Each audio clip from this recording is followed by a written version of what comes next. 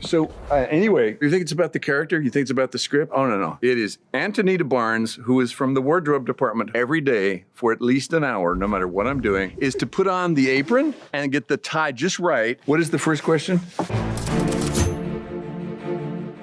Costumes and props are sort of those final things that really put you into the shoes of the character. The storytelling of costume design helps the actor embody the character. They're stepping into this person's shoes. You know when the actor has transformed right before your eyes. I mean, that's part of our job, is just to help them feel like they're in that character. I think when I put this coat on, when it came together with the hair, was the moment I looked in the mirror and I said, oh, there she is. My name's Cindy Williams, and I'm the makeup department head. My name is Edward Morrison, and I am the department head hair. My name is Lynn Elizabeth Paolo. I am the costume designer on The Residence. I call it the trifecta: hair, makeup, and wardrobe. We really work as a team. It's not like we're separate departments. We are, but we're all working to the same goal. We usually work really closely with the writer because he has an idea of what he wants for the character. We also work with the actor. They have ideas and visions of what they would like the character to be also, and we all work together. We share everything with the hair and makeup department. We send them images after the fitting. Everyone shared where they were going. If I had an idea and I presented it to Edward or anyone else in the team, and they would go, oh, what about this? And we would bounce ideas back and forth. For me, that kind of collaboration and dialogue is essential to getting something that feels coherent.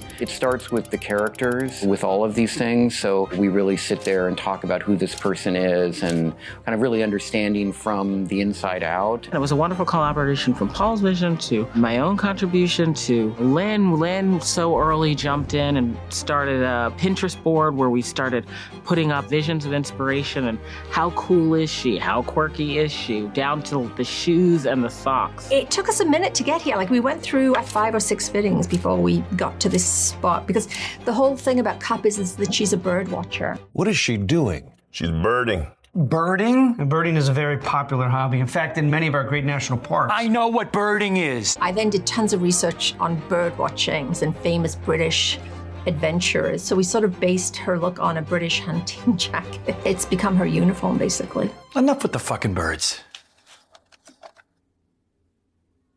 When you're coloring a wig or when you're trying to create a character, that color needs to play with the costume and also with the set design. The colors on the walls makes a really big difference on the color of the hair and makeup. I wanted to push the color story from the very beginning to be more complicated and sophisticated and also more beautiful. The jumping off point for me were the 3 grandest rooms in the White House: the red room, the blue room, and the green room. We picked very specific reds, blues, and greens that were color tested until we landed at the perfect blue, the perfect green, and the perfect red. We tracked where everybody went. We had to have a map of Uzo. Cupp is going to be in this room, this room, this room, and this room.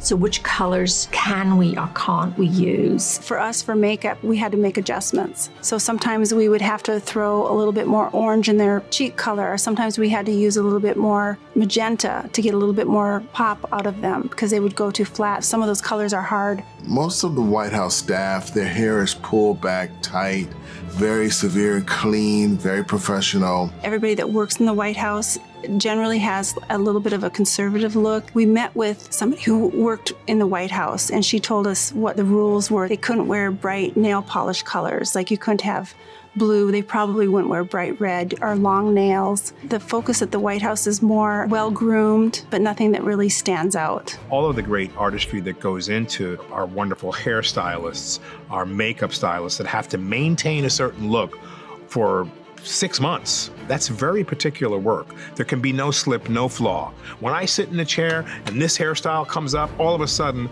I'm this distinguished man of the White House, Chief Usher A.B. Winter. It's not only what exists in my being, which I have created, it also exists in how it looks. And in a world where we're concerned so much with how it looks, more so than how it feels, I'm able to then bring to the audience how it feels. I think I have something like 30 changes in this show. Like, there's so many different looks, and every single one, you're just like, boom, boom, boom, that's her. It's made the work feel effortless. That's the whole point of costume design and filmmaking. It's a creative element and it's all about communication. And if you don't have that open communication, then I don't think you can aspire to do something magical. This is totally not right. This is supposed to be over there, as you know. Look at this thing. What are you doing? And she staples me into it like I am a mannequin. I hate when they cut corners. She's so adorable.